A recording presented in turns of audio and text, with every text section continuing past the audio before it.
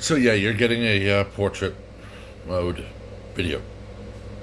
That's for the YouTubers. I am going to upload this both places. But I've been going back and forth on a video on YouTube about gloves in restaurants. And I'm not succumbing to the, sure, let them touch it with their sweaty, dirty hand. People who want to continue the glove mantra. And I'll give you an example. I have this box. I actually have another one that's already open. But this is 500 one size fits most, latex free, extra long gloves. Now they're not the thick stuff. They're not like the EMT gloves. They're not like those you see professional chefs using, which are tight against your skin. What this is meant for is to be disposed of often. To give you an example, this is what I use when I cook at home. Tonight I had butterfly chicken breast and a simple green salad. So, what I do is I go to Walmart or I go to HEB and I get their big, like 4 pounds worth of chicken breast because I can get 4 pounds for about 17, 18, maybe 19, 20 bucks max. And 4 pounds is normally like 9 or 10 chicken breasts. I'll come home, lay out some parchment paper or paper towel so I don't get anything on the counter that I can't wipe up easy. I'll open the styrofoam, take it out of the plastic, throw that away. I then get out my vacuum sealer, make enough bags, and then I will put on a glove. One glove, right hand. I'll pick up a bag, open it up, and make sure it's open. Chicken breast in, set aside. Chicken breast in, set aside. Chicken breast in, set aside. It's one glove, and since I'm only ever touching raw chicken, and I'm doing it very quickly, I only use one. But when I then have vacuum sealed them, and I've, I come home that night, and I go buy chicken breasts when I know I have one left at home that's defrosted.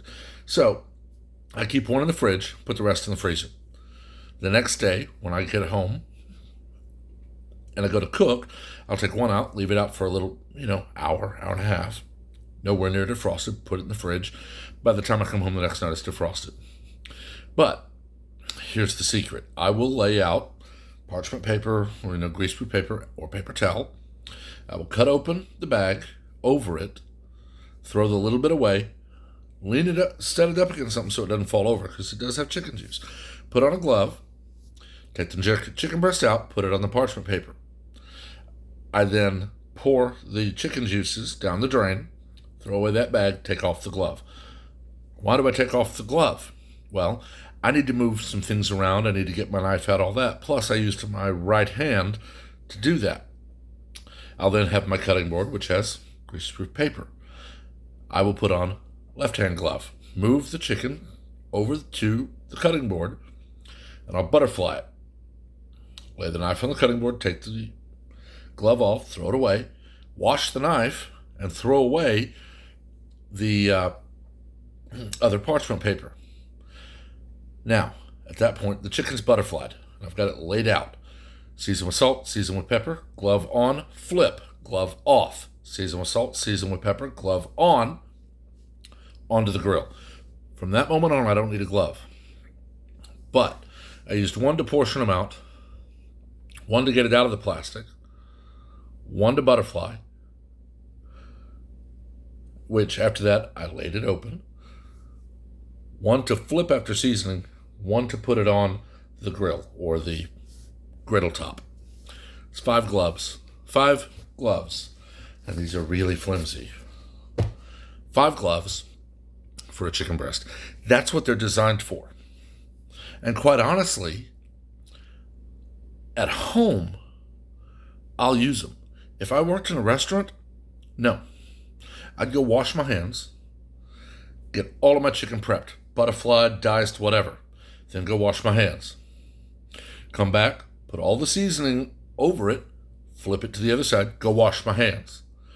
Seasoning back over it, then put it all into the little holder that's going to sit there and go wash my hands. From there, you have 2 sets of tongs. You have a set of tongs that you pick one up and put it on the grill. That has touched raw chicken. You should have a very hot water container. You can do it like they do for butter at most places, like, Cracker Barrel or IHOP or Waffle House. They'll have a metal thing that they sit on the back of the griddle. Do that with water. You might put a tiny bit of soap in it, but I wouldn't. But the tongs that you pulled them out of the deal with, put them in there. That almost boiling water, that's enough to let you get them started. Pull more out, get them started, pull more out, get them started. You're out of chicken in that. You take those tongs and the container, take them to the kitchen, let them get washed. Now, you have your other that you use for cooking. Once it's hit the grill, it's started to heat up. Things are starting to die that you want to die. Flip, turn, toss, whatever. Once you're done cooking, those tongs to the kitchen. You see what I'm saying here? You're washing your hands or some implement that you use to cook about every 90 seconds until you get them cooking. Once you've got all the meat cooked, you take what you used, spatula, tongs, whatever, to the kitchen and you get a fresh set. That is actually the best way to work in the kitchen. Is you've touched raw meat, go wash your hands. You season the other side, you put it on the grill, go wash your hands. Far more hygienic, far more safe than these things, which in a restaurant give you a false sense of security. I'm in and out of restaurants all day long. And now gloves are a main reason I won't eat at most restaurants. Because I watch them handle paper, touch a touch screen, ring people up on the cash register, and go right back, same set of gloves. These gloves, restaurant gloves, are meant, put gloves on, handle something that is not supposed to be handled without washing your hands, that doesn't handle something you don't want to contaminate. As soon as you're done, off. You got to go ring people up at the cash register, gloves off. You got to touch that touch screen, gloves off. You do anything other than what you started doing, gloves off. New set when you go back. They don't do it because they have the wrong idea. That is, I'm wearing gloves. It's 100% safe to do whatever I want to do. And I won't eat at restaurants. The only exception for me, two. Chick Fil A. And I know the manager has drilled into his people. You'll either go through about 100 gloves a shift, or you'll wash your hands about 100 times a shift. Either way is good. You pick a third way, you're out of the kitchen. And the little pizza place, that's not Domino's, Papa John's, Pizza Hut, Caesar's, it's not that. Where I've watched them. And since there's no sink out on the line, it's, gloves on, press the dough, sauce, and as soon as they pick up that little sauce the dough, glove comes off, new glove on. Then basil, cheese, toppings, gloves off. Into the oven, ring you up. New gloves every time. And I've watched them do it a lot. And they go through boxes and boxes and boxes of these. But that's the reason I'll eat there. Is rather than have people who have to, I made a pizza, you're going to have to wait a few minutes, I have to go into the kitchen to wash my hands so I can ring you up. No, they go through boxes and boxes and boxes of these so that they can know, pressed out the dough, put it on the screen, took off one glove, or taken both off, went over there, sauce, re-gloved, basil, cheese, toppings, go over, into the oven, gloves off, ring you up. If you're not going through a lot of gloves, you're misusing gloves. The point of gloves is so you don't have to constantly run to a sink to wash your hands.